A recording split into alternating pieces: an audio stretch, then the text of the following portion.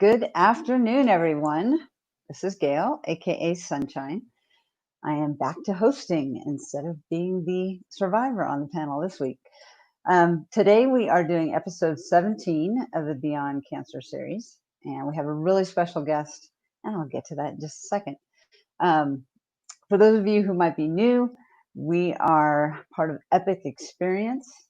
Epic was started in 2012 by Nancy Farrow after her oldest son was diagnosed with testicular cancer and did the regimen that was recommended, and then really had a hard time kind of getting back on track. Suffered from some depression, and then he was able to go to a kind of an away camp type thing for cancer survivors, and it absolutely changed his life. And when Nancy saw that, she thought, we need to have this for people of all ages, no matter what kind of cancer, how long ago they were diagnosed. And that's how Epic Experience was born. So since then, we've had about 500 participants. And this year, things look a little different because of COVID, but we've had some virtual camps so far. They have been very successful. They've been awesome. If you're interested in one of those, go ahead and check out Epic Experience's website, and there'll be more information there. We'd also like to thank our partner Eisai, a pharmaceutical company. They have made virtual events like this possible. With COVID, we've done a lot more online type stuff, and this Beyond Cancer series is one of them. And I'm part of the alumni team from Epic. I attended back in 2016, and this is part of the way I'm giving back for an experience that absolutely changed my life. So today, this is episode 17 of the Beyond Cancer series, and today we have a very special guest, Ethan Zohn, and he is a cancer survivor and much more. So Ethan, welcome. What's up? How's it going? Good. So nice to meet you virtually here. Nice to meet you as well. So we're going to be just having a little discussion. I'm going to ask you some questions, and we're just going to chat. Awesome. We'll get to know you, talk about your cancer experience and more. Yes. All and right. I apologize for my hair. I haven't had it cut since like February, and I just got out of the shower. It's a total disaster right now. Yeah, this is what this is. That's what this is. So I totally get it. Awesome. All right. So let's start out. If you can just kind of introduce yourself. Who are you? Where'd you grow up? What are your interests? Where do you live now? Whatever you want to tell us about who you are, just kind of in an introductory way. So my name is Ethan Zohn. Rhymes with John, for all you guys that are wondering. No, I was born and raised in Lexington, Massachusetts, and I grew up playing soccer and sports my whole life, and was lucky enough to go play in college, small Division III school. And then after college, I ended up playing professionally for 6 years in the lower divisions here in the United States. Awesome. Traveled to Zimbabwe to play in the Zimbabwe Premier League for a little while. Wow. And really interesting experience, the soccer experience. It was a life experience as well, living in a foreign country, being part of that community, and just, obviously playing the sport that I love so much. It was pretty awesome. Right. I got back from playing soccer, and then that's when I went on the TV show Survivor. Awesome. And so then Survivor's filmed in Africa. My next question. Let's bring it. So tell us about it. Now, from what I understand, you've been on more than once, but let's start with your first experience. Yes. So how did that come about? I mean, how does one get on Survivor? Like, what kind of tryout is there? And then actually, what was it like? And you were on the one in Africa, right? That was the one that you were on. So tell us all about it. Yeah. So like in terms of the timeline in my life, I was 27 years old. My playing career was spiraling out of control. I realized I needed to get a real job. So I moved to New York City, got a job in advertising. And 4 days before I was supposed to go in to start my job, there's a hiring freeze across the entire nationwide in this advertising company. So basically I got fired before I got hired. And I was like, what is this all about? And I was bored, unemployed. I told my mom I was in between life choices. I wasn't unemployed. It's just in between life choices, Mom. I'm trying to figure things out. And so I was bored in New York City. And basically what happened is I was supposed to make a video for Survivor for my friend, and my friend was supposed to make a video for me, but we ran out of time for him. We just sent in my video to Survivor, and like we were running around the city, stayed up all night. There may or may not have been alcohol involved. I can't remember. Editing on 2 VCRs. I sent in a VHS tape, and for all your young adult survivors out there, They VHS tape. That was before the CD, before the Blu-ray, before Netflix, before all that stuff that you're so familiar with. God. No Wi-Fi, no Facebook, Twitter, Instagram, and nothing. We had bupkis back then. What year was this? 2001. Yeah. Yeah. And then I got on the show. And so then the rest is history. Well, and what was it like being on the show? I mean, I can't even imagine. I mean, physically, mentally, emotionally. I mean, what was all of it? Like? All of it. You know, because I'm talking to cancer survivors. You know, it is a show that just totally touches on every part of you as a human being. Like you said, it's mental, it's physical, it's social, spiritual, environmental, and financial, because you're playing for $1 million. So like every part of you is like stressed and tested and pushed to the limit, and then pushed a little bit more, similar to my journey with cancer and everyone's journey with cancer. Like you never realize how far your body can go until it goes there. And then because of what we had to go through, it goes further. So I felt like a lot of times people ask me like, what was harder, Survivor or, you know, cancer? And obviously one I'm playing for $1 million and one I'm playing for, you know, my life. So in that sense, but I really do feel that Survivor, there would have never been a chance in my life to push my body as far as I did for Survivor. So when cancer came around, I'm like, well, could it be that much worse than Survivor? And it was, but my mindset was there. Like I knew that this was going to suck, but I'd get through it and I'd be back, you know, with my friends and hanging out with my loved ones soon enough. So with Survivor, what was the hardest part for you personally? For me personally, it was the mental side of things. You know, I was a young guy, fit, you know, I could not eat. I felt confident I could outstarve anyone. I was physically fit. So, but for me, it was the mental side of things, because I'm just generally a nice dude. You know, like I like people. I like to get to know them.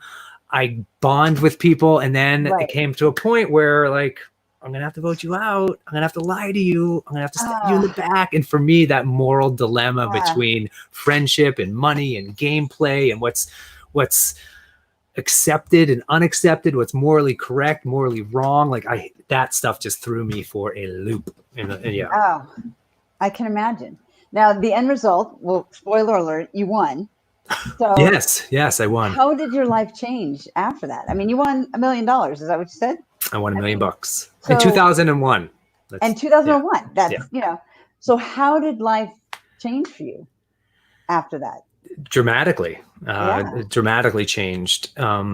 It's the typical cliche moment, you know, where you went from total anonymity to incredibly popular and everyone knows who you are overnight.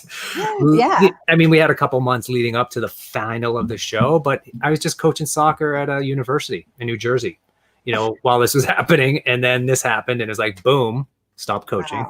But then I went on right. And it like really, obviously incredibly lucky, incredibly fortunate, opened up so many doors for me. It enabled me to pursue things that I've always wanted to do, and just not have to worry about, you know, doing the full-time thing at that point in my life.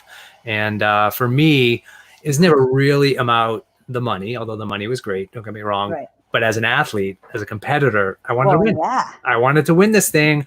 Like I wanted to have that title, Survivor champion. No one will ever take that away from me. The money's going to go, but they're never going to take that away from me. And so I used that money and I started a charity called, co-founded a charity called Grassroot Soccer. And I used the money to do that. And we are an adolescent health organization that uses the power of soccer to educate, inspire, and mobilize young people to overcome their greatest health challenges and live healthier, more productive lives. I love it. I am a soccer fan, so I love it. That is awesome. So that was a huge high, right? That was 2001, and it sounds like your life kind of continued on that. And then you were diagnosed with cancer. Yes. that must have been not a high moment in my life. No, a shock to say the Shock. least. So tell us about that. What year did that happen? Mm-hmm. Your diagnosis, kind of what treatment you went through, all of that.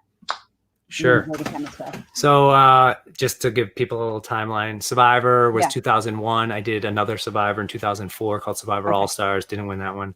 And then this is around the end of 2008, beginning of 2009. Okay. I had just completed a record-breaking dribble of a soccer ball from Boston, Massachusetts to Washington, D.C., 550 miles to raise awareness for Grassroot Soccer. And as I was coming off of that, I tore my ACL. And so obviously big bummer, but whatever, it's an ACL. And so as I was recovering from that, I just started to get really itchy skin. Literally itchy skin, like with no rash or no bug bites or nothing. So obviously I went to every dermatologist. I tried every pill, cream, potion. I thought it was like coming off of the surgery or is infected or Percocet or whatever it was. I had no idea. Right. And it continued and no one could figure it out what it was because I was a young guy and healthy. And I was now training for the marathon after my knee. And so everything was great. But it got to a point where the itch was just debilitating. I couldn't wear clothes, couldn't sleep. I had the night sweats, loss of weight, lethargic, really, really itchy skin. That was just for me so impossible. It got to a point where one, I didn't wear clothes, but if I did wear clothes, I'd had to lube myself up with like incredibly thick, like face cream, or it's like it was foot cream that I put all over my body. So because I needed a barrier between my skin and the layer of clothing. Right. And then finally a swollen lymph node popped out of this neck here, and then a mass in my chest. And then I was diagnosed with a rare form of lymphoma called CD20 positive Hodgkin's lymphoma. Wow. I had never heard of it. No. And so how old were you at the time? I was 35 years old, so a little bit late in terms of a lymphoma diagnosis, as it is a young adult disease. Anywhere along the itchy syndrome, all that, did anybody ever say, like, did they do any kind of test for cancer? Did anybody even mention it? Was it even anywhere? Wasn't even. No. And to be honest, like I'm so embarrassed at what I'm about to say, but like I was going to the traditional protocols, right? Like my buddy was a dermatologist. So like I was going to a dermatologist and they're systematically trying to eliminate, because it was just an itchy skin at that point, nothing else. So like, but you Google persistent itchy skin, lymphoma pops up. It's like the first thing that freaking pops up. And but so nobody, I didn't, just denial. I didn't want to admit it. So you did Google that during the time? I didn't. I did not. No, but someone should have. Yeah. Well, and we joke about Dr. Google because it's easy to freak yourself out when you do. But and it's curious that that nobody put it together. Very curious. Yeah. So then you had the lymph node. They do a biopsy and they tested it, and that's when you were diagnosed. Yeah. So at that point, what happened in terms of surgery, treatment, and all that kind of stuff? No surgery. Well, I mean, they took out this lymph node and they put in the port, and then they're like, we got to get you on chemo. And I'm like, great, because for me, the only thing they said would stop the itch was chemo. I'm like, I'll freaking do keg stands of chemo right now. Like, just let me get this itch to stop. Right. And in my mind, I'm like, okay, you start chemo like any other pharmaceutical drug, it's going to go away like that. It took like a month for the itch to go away, and I was just so frustrated about that. But it did eventually go away because obviously the chemo was doing its job. So I did a R-CHOP chemotherapy. I think I did 6 installments of that, which slowed the growth, but then they saw a little bit of regrowth after that. And then I went to a more powerful inpatient chemotherapy called ICE. And I don't know what all these things stand for. So for you experts out there or whatever. So I did ICE chemotherapy, which also didn't work. That was inpatient. And then I went to radiation. And after ICE didn't work, then they're like, okay, next step is a transplant, but we got to get you into remission before you get your stem cell transplant. Right. So then we went to radiation. So this whole area, right? Yeah. So here, not below the waist. We didn't go below the waist for the radiation. So all through here. Yeah. And my hair still doesn't grow back here, because of the radiation. So that's why I grow it long. Hey. And for some reason, it stopped growing right here too. I don't know why. There's no radiation there. That. Yeah. Right. Could have been age. I don't know. No, that's definitely not it. It's the cancer. It is. Yeah, definitely. Definitely. And so then so the radiation got the cancer into remission. Awesome. So I could go on to get my autologous stem cell transplant. Wow. And what was that like? I mean, that's a whole nother... it was awesome. Yeah, I'm sure. Now the transplant, that's a whole other level. Right. It was, wow. You know, for those who've been through a transplant, it's not a fun situation. It's more chemo. You know, you're in a bubble for, 20 to 30 days. Right. They remove all the white blood cells, red blood cells, and platelets from your body. And then they infuse you with your healthy stem cells, which get into your bones and reproduce as white blood cells and red blood cells that are healthy. And that's supposed to cure you. It's like some science fiction novel. Like, let's take all the freaking blood from this dude and put it in this dude and see what happens. But it's going in and out of you. Right. So, correct. Yes. So that was it got the disease into remission. Good. For a while. How long? 20 months. 20 months. In those 20 months, like obviously it was a year and eight months, which was fantastic. Built myself back up. I ran 2 marathons. I competed on the TV show Amazing Race. And when I got back from the Amazing Race, I started feeling itchy again. And this was in October of 2011. Gosh, what went through your mind as soon as you started itching? I mean... Once again, I was like on the Amazing Race. I'm like, oh, I was in Thailand and India and Indonesia and like doing stupid shit. And so I thought it was just something. You never want to admit it. No. But I went to the doctor and they found the cancer was coming back. Wow. And so this is when, for me, that was like deflating. Yeah.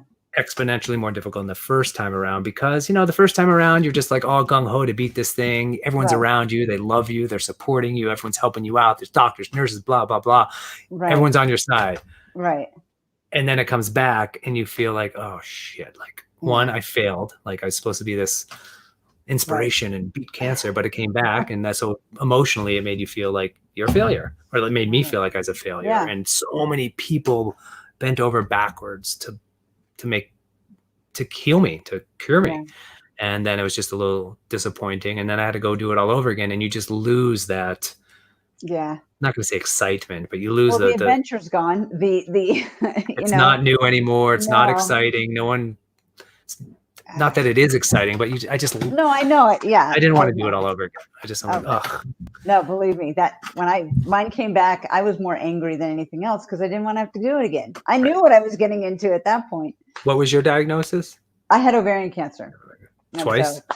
3 times, actually. Oh, but we're here, right? We're here. Yeah. So brought us together. That's right. What was it like having to tell people? And I guess I want to know both times. I mean, again, you had the initial one, but then you had to tell people it came back. How did you tell your family, friends, and we'll start with that. How did you tell family and friends?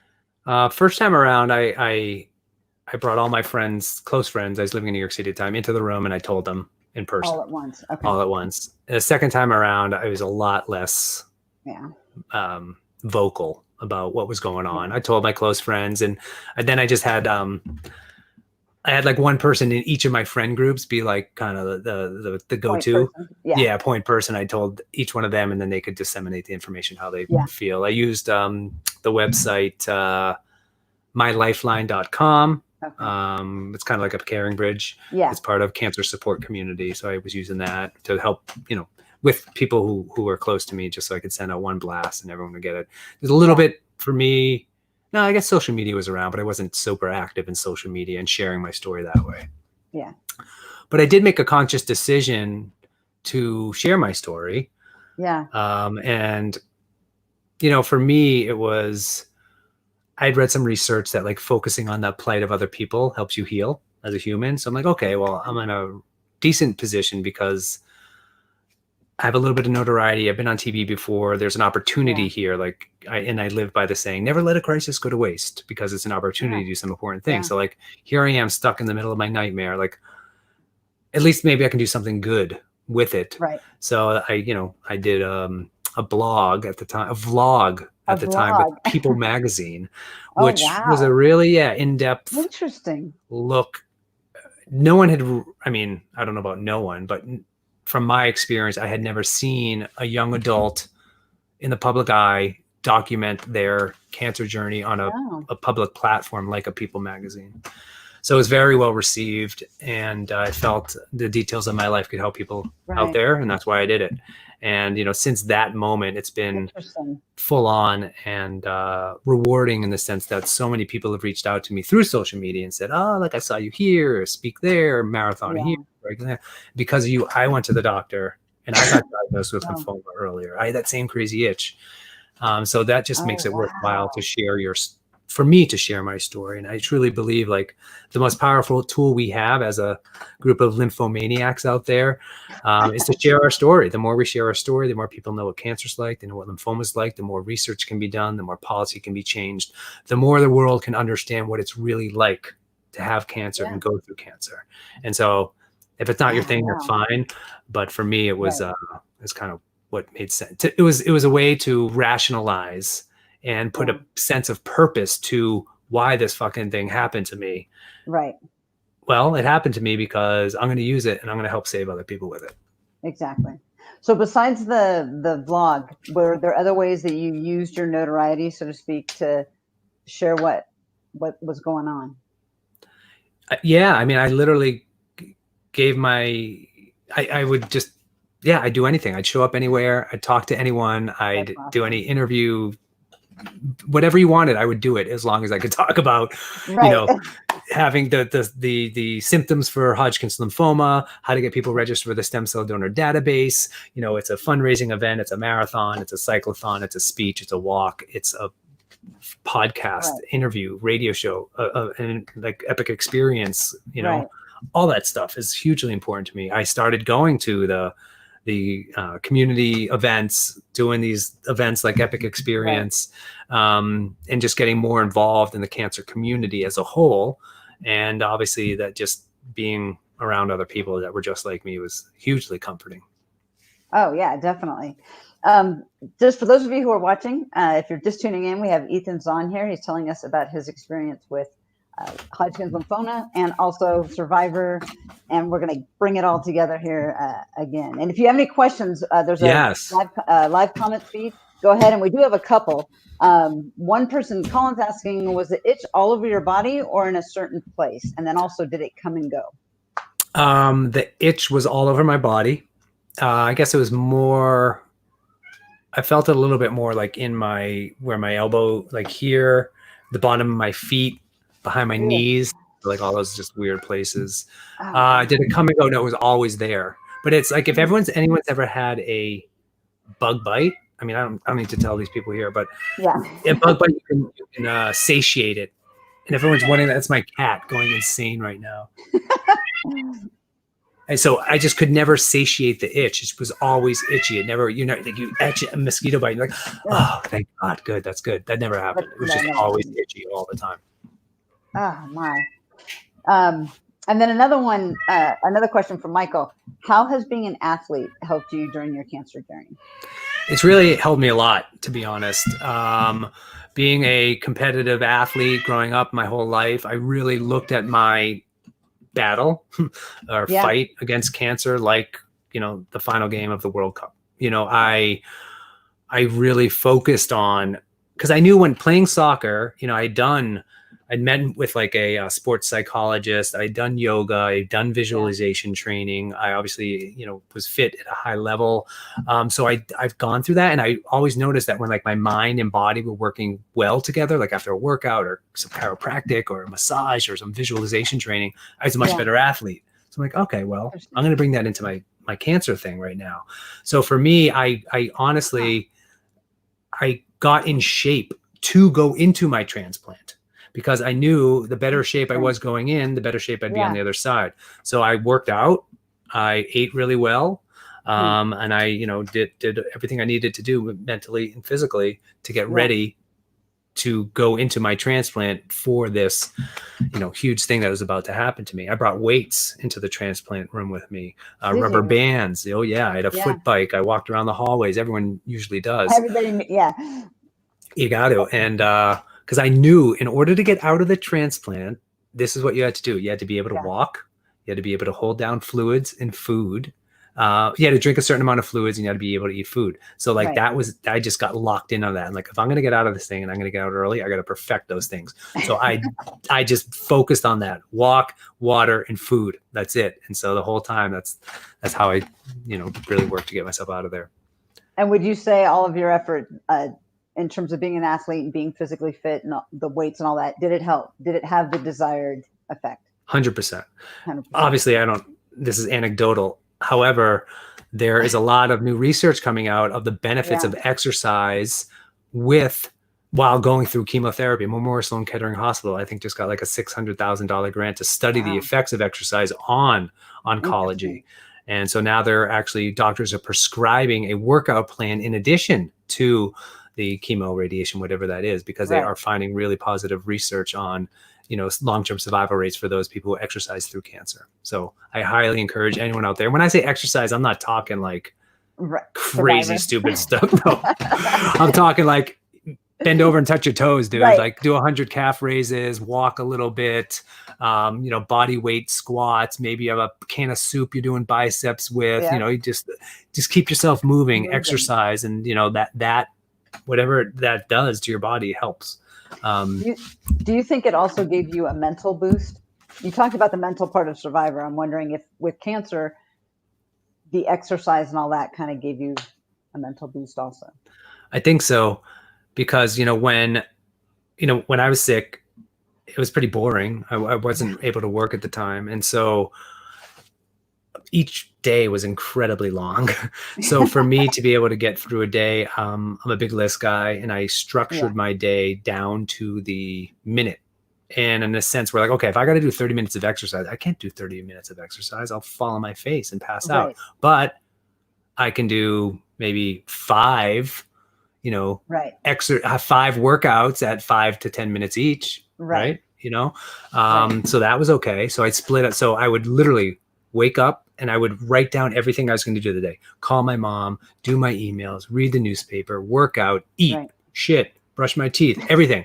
Right. So at the end of the day, I'd get through the day and I'd check them off and I'd look back. I said, oh my God, look what I just accomplished today. 100 different things. So mentally, whether they weren't big things, but mentally I could look back and feel really like I accomplished something. So it was a mental boost. It was a physical boost because I was able to split up my workouts throughout the day, and I was able to accomplish much more. And it just gave a little bit of structure to a really boring sick day. And I did that every day. That is awesome. That's awesome. So we have a few more questions over here. Let me see if, we have someone who is representing Halifax, Nova Scotia. All right. So she's saying, thank you for sharing your story. She likes soccer too. And then she was wondering, how do you deal with the anxiety and guilt of sharing your story? Yeah. The anxiety and guilt of sharing my story. Well, it took me a while. There was definitely a time where I was a little bit too fresh in my recovery and I wasn't good at sharing my story, and I would cry or just not be able to construct sentences, and I just wasn't a help to anyone. However, the more I shared my story, the more people kind of reached out and said how much it helped. And so that little interaction I had with people was incredibly, like I said before, comforting though. So like cancer is a really lonely feeling. Everyone goes through cancer alone, and no one really knows what that experience is like unless you go through it yourself, and everyone experiences different. But when you feel alone, like devastatingly alone, it's really comforting to reach out to someone who has gone through something similar. So for me, sharing my story was just a way to comfort myself, to be honest, because I'd be able to connect with other people that are going through similar things, and we could commiserate and share and laugh and share tips. And so that for me, I guess, erased some of the guilt and the anxiety, because, the uncertainty of your life going through cancer, like you don't know what's my life going to be like in 6 months, 10 months, a year, 2 years. That uncertainty breeds anxiety, and that anxiety can, cause you to do some destructive things in your life. And I always say, like, you got to talk to people. You got to, sign up for these epic experiences. You got to go to your social work or your shrink, your community groups, because if you just swallow all your feelings all the time, Yeah. it's just not healthy. Living in denial is just not a great place to be. And I always give it the example, like, imagine if you're at the ocean and you got a big beach ball, blow it up, and you try to keep it underwater. Like, how long can you keep that beach ball underwater without it popping up in a weird way to try to keep it down and pop it up? Same with your emotions and your feelings. Like, you can only keep this stuff locked away so long before it's going to stop popping up in different ways, whether that's sleep, anxiety, just, pills, prescription pills. You're stocked full with this stuff. Alcohol, there's a higher rate of alcoholism in cancer survivors. So like things happen, right? And I truly feel like when I started sharing my story, but more just sharing how I felt with, my family and friends and professionals, it was a big relief for me. Interesting. I'm going to ask, here's another one. Whoops. Can you explain how and where to sign up for the registry? You had mentioned the donation or the transplant registry. So if I'm the right. Yes. So the stem cell donor database, the reason it's so important to me is after my first transplant, obviously it failed and I had to get a second transplant. This time I used my brother, Lee, as the donor. But there was a time in my life where I didn't know if he was going to be a match. I had two brothers. One of them was like a 0-for-0 match. That was so funny. I looked at my mom like, Mom, you sure Leonard's even related to me? Like, we having a mailman or something? What's going on here? My other brother's a 10-for-10 match. So, but in that little, 2-3 month time period where we were questioning it, I was going to have to go to the registry. And because I'm Jewish and an Ashkenazi Jew, it reduces the rate of finding a match even more than just an average person. Anyone of ethnic descent reduces the rate of finding a match significantly. African Americans, Hispanic community, Asian Americans, like all that people, it's there is not enough matches for people who need a bone marrow transplant. I think it's like a 50%. So it's important to me to get people registered on the registry, and lots of different organizations. I'm going to focus everyone on Be the Match. You can get a test kit sent to you. You just swab it. It's a Q-tip in your mouth. You put it back in the envelope, send it, and you don't even think about it. I mean, you think about it because if you get called, they want you to donate. So if you're not willing to donate your stem cells in the time of need, then don't do it, because that's the worst thing that could ever happen to someone if they match you and you say no. So just be into it. Yeah, that would be tough. Another question: How did you cope with the psychological nightmare post-treatment? Were you always worrying about relapse? And even now? So now it's been how many years? It's been 8 years now since my second transplant, and I think about it every single day. I have a tough time. Like, I always say this to people, like, going through the cancers, it's hard, but it's not that hard. Like, a doctor tells you to do this or you'll die, you do it. Like, right? But it was the after effects of cancer that really have been difficult for me. The fear of relapse, the invisible scars that need healing, the dump trucks full of uncertainty. And so what ended up happening to me is I got pretty obsessed with the fear, and I started just living a very fearful lifestyle, and I was ruminating on these negative thoughts way too much. I call them the what if scenarios. Yes. Oh yeah. What if the chemo doesn't work? What if I lose my job? What if I don't get married? What if I can't have kids? What if I die? All this stuff. Every single day I was going through every single one of them multiple times a day, and it was just, I was stuck and I was ruminating. So that was difficult. So my wife and I came up with a strategy where basically I would take my what if scenario. I might have, if anyone's heard me speak before, I definitely talk about this all the time. I'm sorry. But I take a piece of paper and I write down the what if scenario. Okay. Like, what if the chemo doesn't work? Let's play this game. What if the chemo doesn't work? Well, I'm going to go to the doctor. I'm going to call my mom. I'm going to do chemo. It's going to suck. I'll go back in the hospital, blah, blah, blah. So now I actually have a plan of what's going to happen if that what if scenario happens. And then next time that thought came in my mouth, I'm like, oh, no, wait, I already thought about it. The answer's right here. Put it away and move on. And I have a boxes full of these what if scenarios, Post-it notes, pieces of paper, files, everything. And, if you spend your life or your days thinking about something that may happen, you're just reliving that moment over and over again. You're thinking about something that may not even happen in this world. So if you can get it out of your head and on a piece of paper and map out exactly what you will do if that scenario happens, I think you'll find a little bit of relief. That's awesome. That is an excellent tip.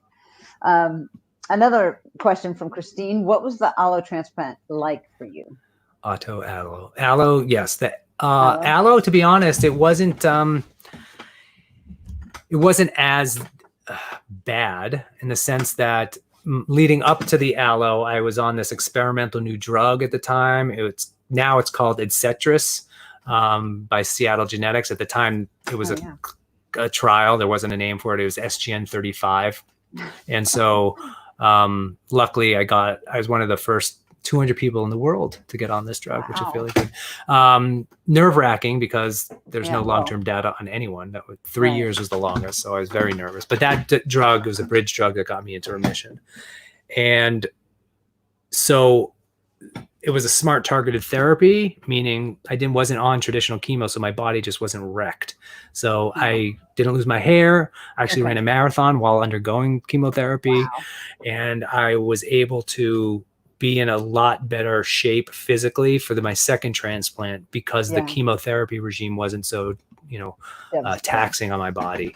So I was in better shape going into it. And so I fared a little bit better because the first transplant, I had a year of chemo and then, another, 3 months of radiation. And then I went in for the transplant. So there was a lot more toxicity in my body going into it. Oh, yeah. Wow. Another question. Can you talk about how CBD helped you? Ooh, I love this question. There you go. This is my favorite question. Yeah, so CBD did help me. Medical cannabis helped me during treatment. I was never really the recreational user as an athlete. I tried it once in college recreationally, and I could take it or leave it. But when I got sick, obviously I knew, that was a relief. I was taking a lot of stuff just to go to bed. I was taking Ativan for anxiety and nausea. I was taking Zofran for nausea. I was taking Percocet for pain. I was taking Ambien for sleep.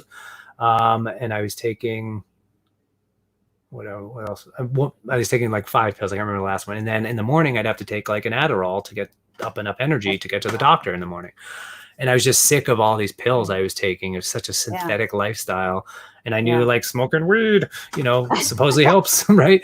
So unfortunately, doctors wouldn't prescribe it. So I ended up just getting it from a drug dealer in New York City. I was literally bald in a mask with blue gloves, like walking the streets of New York City, looking for my drug dealer, trying to get me drugs, like that's not good. And I don't know what was in that stuff, like toxic, chemical. Anyway, so I never smoked it. I always either ate it or vaporized it. And that really helped me during chemo because one, was it the pain, the anxiety? I mean, did it help with all of the above?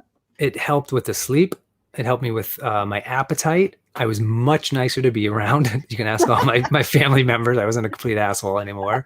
I was a little happier, to be honest. And that was huge, it was huge for me. And my stomach wasn't as torn up because I just wasn't as nauseous. So didn't cut out all the pills. Don't get me wrong, because some of them I had to take, but it helped mitigate some of that stuff and take the edge off. And then post-cancer, in the anxiety, fear stage of my life, that's when CBD really became important to me. And I take that every day like a multivitamin. I take this right here. Actually, this right here. Right. Like the oil, CBD oil right there. That's so I like, that really helps me. And it's like, I don't know. It's for me, it's like taking my mind is so cluttered with just bullshit and just rumination that this kind of just helps me take a deep breath. My brain takes a deep breath for a second. It calms me down a little bit. I'm not going to say it's not like as strong as like a lorazepam or a Xanax or anything like that. But I'm trying to get away from that because this is from the earth. I sound like a hippie right now. But I only eat stuff from the earth. Right, it goes with the hair. Is that what you said? Exactly. Thanks. All right, nice. No, hey, look, I've got it going too, so that's fine. But yeah, so it helped me, and yeah, that's what No, I did. and you can just, even the way that you describe it is, you can tell it's calming. It's this breath. Yeah. Yeah, I mean, I'm a pretty anxious guy in general, and then you put cancer on top of that, like, Oh, yeah. disaster situation. Wow. Now, you went on Survivor again. How did your Yes. cancer, you've had this cancer 2009, and then you went on to Survivor again just recently, right? Within the last year or so. Mm-hmm. So how did all that your body had been through affect this time in Survivor? How was it different or the same? It definitely wasn't the same. Oh. Last time I played, I was 27 and 30. Yeah. Now I'm 46. Yeah, so that would be a little different. a little different. Well, I got asked to play previously in 2010 when I was sick, and I was literally, so then when the show came out, I was literally in my stem cell transplant, watching like all my friends play this game Survivor winners. It was heroes versus villains, if for Survivor fans out there. So I'm in my hospital room in my transplant, watching my friends that I should be out there, I should be playing this. So at that moment I was like, if I get out of this thing alive, I'm gonna get back out there. I'm gonna play one day. It took me 10 years to get myself to a position where physically I was okay, mentally I was okay. Well, yeah. Yeah, that was the big part for me, is the mental side of things, to go be able to play again. And so this past year, they had Survivor season 40. It was called Winners at War. They asked back 20 of the most popular winners of all time to compete for not $1, but $2 million. So I actually I don't want to spoil anything, but I didn't win.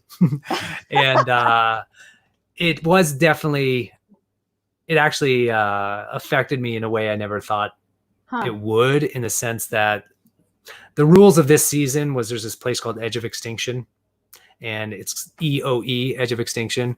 I've renamed it. It now stands for End of Ethan, if anyone's wondering, because it almost killed me. But basically, it's purgatory. It's the worst place on earth. When you're voted off, you don't go home. You go to this place called the Edge of Extinction. And the whole point of that is to make you suffer, so you quit. So because there's a flagpole in the middle of the island that if you raise it, you go home. If not, you stay there and you get one more chance to get back, 2 more chances to get back in the game. For me, it was very, it was difficult because I wasn't eating, I wasn't sleeping, I was cold. I had a lot of stress from the game and anxiety from the game. And the last time I felt that way was when I was sick. And so I instantly got thrust back to a time in my life that I was not okay with. Because I mean, if you looked at me, it looked like I was sick. I lost 31 pounds. And I was just sluggish and slow. And I was surrounded by people, but I was alone, because this is a game for $2 million. I'm not going to turn to Boston Rob and say, hey, dude, I'm really feeling lonely right now. Like, no, you can't do that. He'll take that information and he'll weaponize it and he'll use it to vote me off. So like, you're by yourself, you're alone in your own head. It gets dark at 5 p.m. It gets light at like 6 a.m. There's nothing to do all night except freeze and just think about stuff that you don't want to think about. So I got in my own head. And I didn't have my CBD out there. They wouldn't let me bring it. So I just started going crazy, and I was convinced I was giving myself cancer again, and it just was in a bad place. But I got through it. I definitely got through it. I meditated out there. I was chanting. I tried to keep myself busy. I I did have one friend out there that I could trust a little bit in poverty. So talked to her a bunch, and just kind of focused on the present, and just getting through that day. And then the next day I would start over and try to get through that day. Wow. Yeah, I can imagine that situation would cause a little PTSD. Oh, yeah. A lot of PTSD. Because like all those different things that you just mentioned would throw you right back to where you were. Yeah. I imagine. Definitely. Yeah, I imagine that would have been very, very rough. Definitely. Now, one thing I want to ask you about too is you've mentioned Epic Experience, and I'm wondering if you can talk about your partnership with Epic Experience, and specifically the T-shirt. I'm going to let you talk about that. Sure. So this actually, so I'll tell you about it. So Old School Survivor, This is the little partnership that we got going on with I Epic love it. Experience. So when I hit the 5-year mark in remission, I made these shirts, like as an old school Awesome. survivor, as a cancer survivor. And I just made it for myself for fun because I thought I was cool. And Right. I wore it around a little bit. And then whatever, nothing happened. And then Survivor, I got asked back to be on the TV show Survivor again. And on this current season, there's a little bit of a thing called like old school and new school. So anyone who played old school Survivor, you're before season 20, and new school Survivors after season 20. We're on season 40 now. So I resurrected it and it came out and it's popular and people are loving it and blah, blah, blah. So then now that Survivor's over the TV show, I'm like, oh, well, maybe let's bring this back into the cancer community. And so what I've been doing is creating a partnership with a cancer organization. They picked their cover. The shirts are on the way, but we have a nice, if you can see, it's a nice forest green. This is a forest green that we came up with. This is a shirt. I just don't have it printed on it, but it's going to look like this with this on it. And all the sales of the shirt will help benefit Epic Experience. So that's awesome. Because I love everything that Epic Experience, represents. Good friend of mine, Dave Cohen, is part of the board of directors, and I met the crew, and I originally met them in Disney World randomly in Epcot Center. Like we were just like walking through. I met Colin, and it was just it was pretty weird, and we stayed in touch. And then now David's on the board, and I just think it's I'm a big believer in healing through sport. Grassroot Soccer, my organization, everything we do is through sports. Delivering a health intervention through sports. So Epic Experience, huge fan. So when the shirts will be out, I think what the day is today. Today's the 8th. I think they'll be in here in another 3 to 4 days, and I'll get them up online, and we can just anyone who'd like one, I would love for you to get one and support Epic Experience. Definitely. And if you are you can be an old school survivor, a new school survivor, doesn't matter. I won't judge, or just a cancer survivor. Exactly. And so, buy it for a friend who's a cancer survivor. Cool. Very cool. I'm going to ask another question from the comments here. So Christina's asking if you have any follow-up treatment after your transplant. And I'm guessing this would be after the second one. After the second transplant. Follow-up treatment. No follow-up treatment, obviously checkups, and you're on a bunch of meds for an extended period of time after transplant. But right now, nothing. Like I go for 1 yearly checkup, and it's not like they could figure anything out there anyway. They take my blood. They go, oh, okay, you're fine. Fine, right. I'm like, am I really fine? Like if I could go every day and get a PET scan every single day, I would. Trust me. Like I would. But now they're finding like the more PET scans you get, I don't know. It's just a big mess. It increases, right? Yeah, it annoys me. Because as a cancer survivor, and I'm sure people watching, like I want to know minute by minute if this stuff is growing inside me again. So I think about that a lot. Yeah, that is a tough one. But I was surprised, to be honest, that there was no follow-up treatment. I'm like, that's it? It's just once a year. That's all. You're going in once a year. Yeah. It is kind of weird. I'm still on the once every 3 months, but I'm looking forward to graduating to the once a year. So that is kind of nice. But another question. This is from Brandon. So you and other celebrities have been vocal about about your diagnosis and help raise cancer awareness. So what can us regular folks do to have a voice and encourage others to seek medical care? Have the voice, be the voice, be that person who, if someone is less inclined to go to the doctor or get their yearly checkups or get a colonoscopy, or just kind of, if they're feeling anything and they're not wanting to go to the doctor, like you got to be the one to step up and say, now's the time to go to the doctor. If you've had an experience with cancer, not yourself, but a loved one, a friend, whatever, you can build that into your own story in terms of kind of, giving a good example of, why it's important to you, or why it's important to raise money or support survivorship programs. So I think it's like, as young adults, I don't know if you're a young adult, but as a young adult, like we feel invincible, and oftentimes you ignore the signs. And so it's just encouraging your friends and family to go get checked up at least once a year. I think so. Definitely. Do you have any advice for that? No, that I think you're you're right. Whatever your sphere of influence is, as regular people can do just like you said. I Yeah, I think mean, volunteer especially, for charity, show up in an yeah, event, volunteer at Epic Experience, do a light the night, LLS, yeah. anything.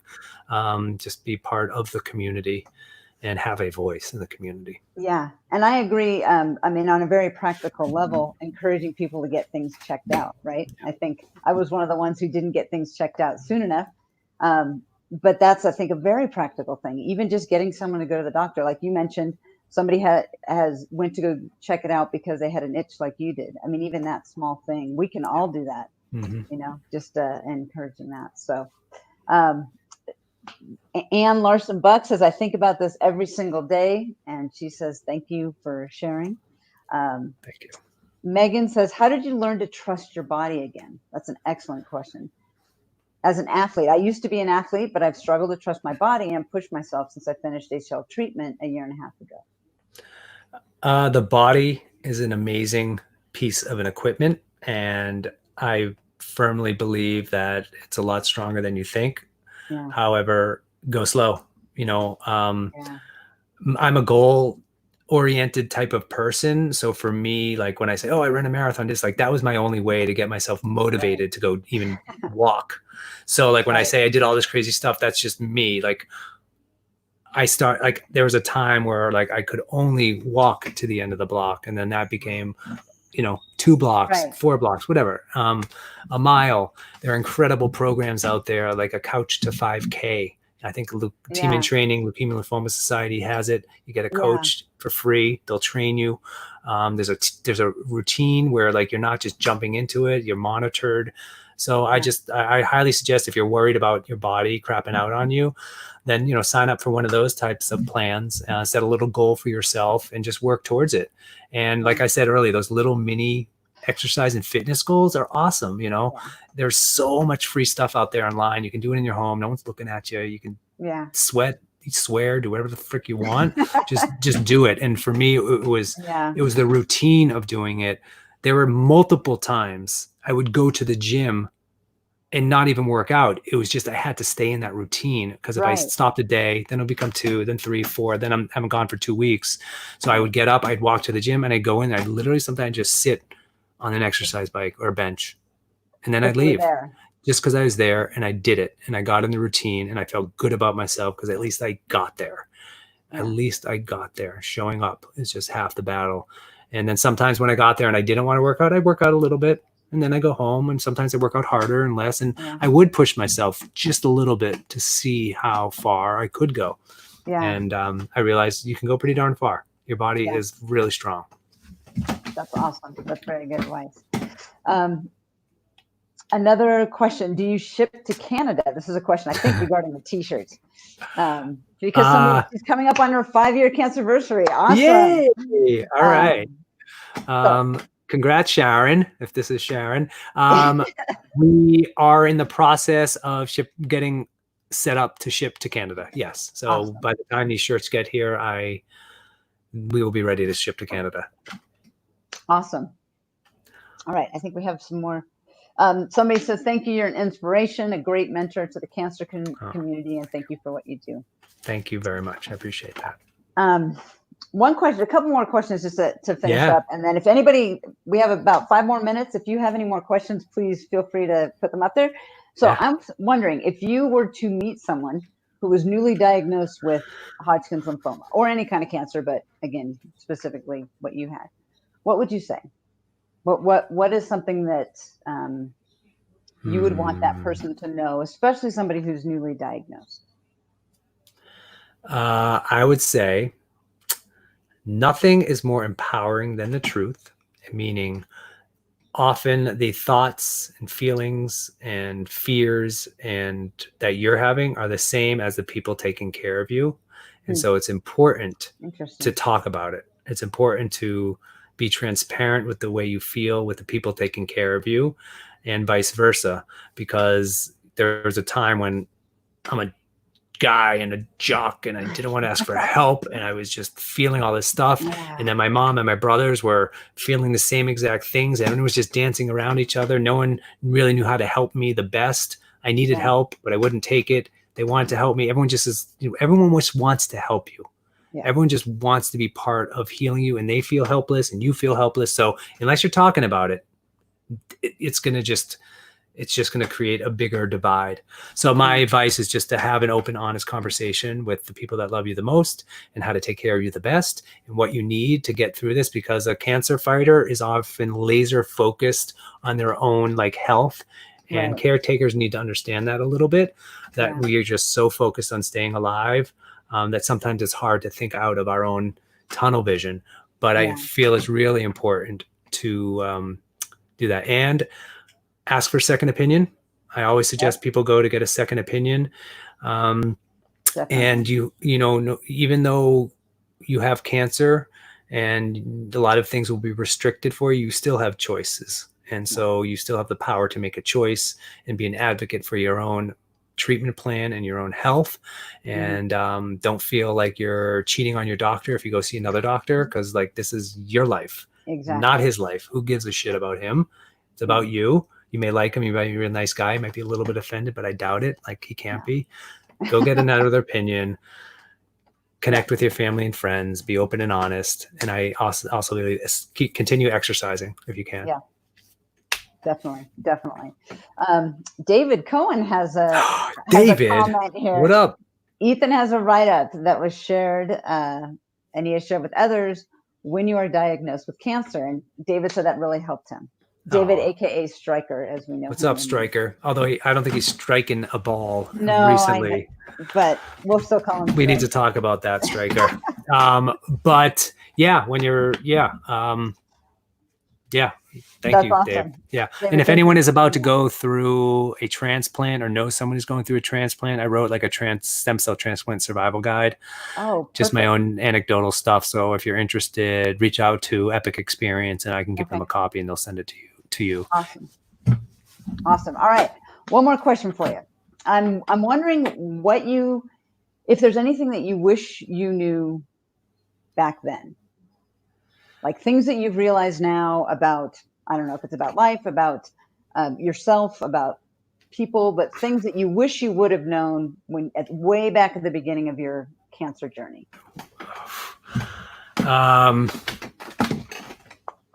It's gonna get back to a little bit of what I said about just being authentic.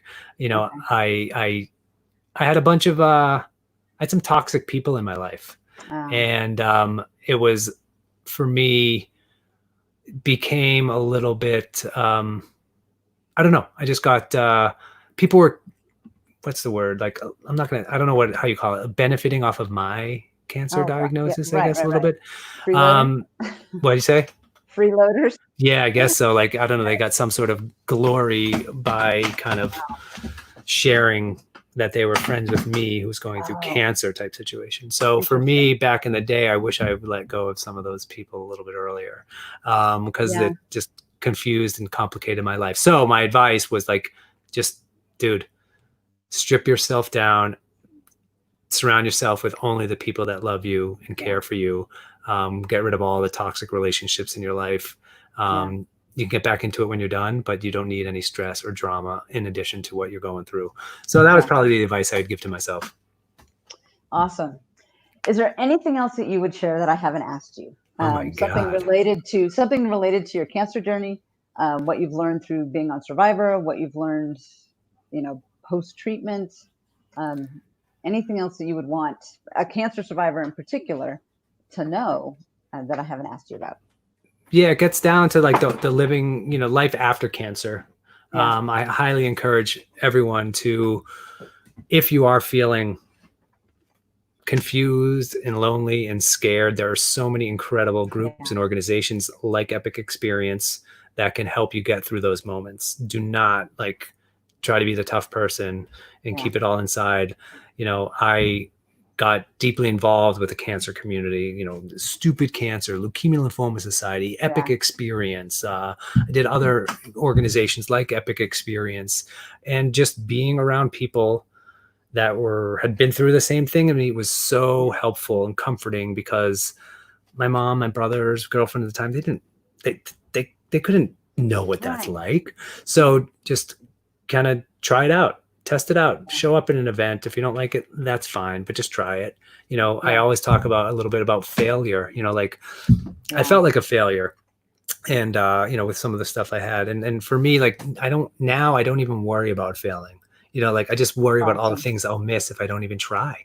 Right. And now that we're cancer survivors and our life was interrupted in a really special way, just say yes to everything, try a lot of things out, try it and fail. Doesn't matter. Because I think that's what you'll learn and grow that way. Awesome. Ethan, thank you so much. Thank you for having me. A joy. We'll let people know when those t-shirts are available. For sure. Those are very cool. They are super soft. Awesome.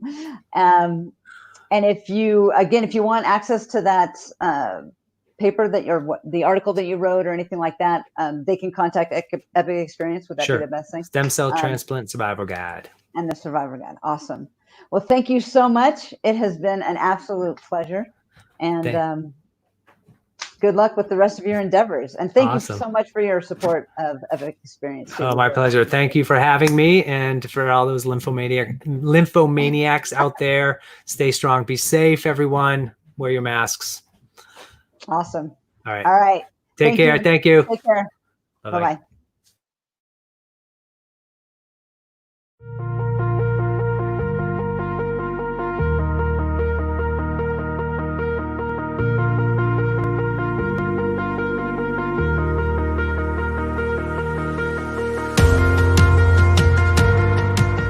Epic Experience was founded after my oldest son, Michael, was diagnosed with testicular cancer in 2007. I wanted to offer up hope to other cancer survivors so people know they're not alone, so that they know they can get out and start living again. It just may look different than how it did before they had cancer. Epic Experience is unique in the fact that we really pride ourselves on trying to take anyone and everyone that we can. It doesn't matter when you were diagnosed. If you've been diagnosed 5 years out, 10 years out, 20 years out, we don't put a timeline on it. We say that, you know what, if you've had cancer come into your life, we have a place for you. Epic Experience. One word, it's epic. Yeah! You have a chance to come up here and do some things that you've never probably done before. This camp has taught me, like, why are you afraid? Like, what's stopping you? I got out on the water in the pond here, and I'm like, I haven't done a headstand in a long time. And it's really difficult to do it on water. And I'm like, what am I afraid of?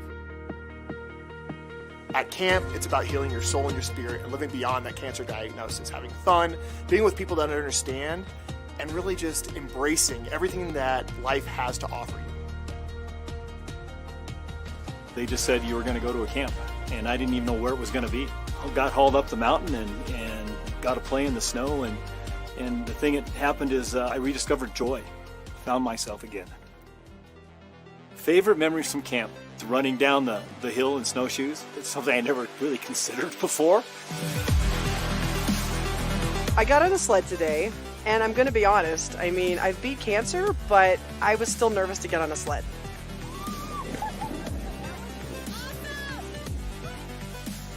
Well, kayaking is individual. You're all alone in your boat, and it's you versus the elements and how strong you are and getting through the challenges that are coming up, whether they're rapids or something in the water in the way. And with cancer, it's you versus your diagnosis.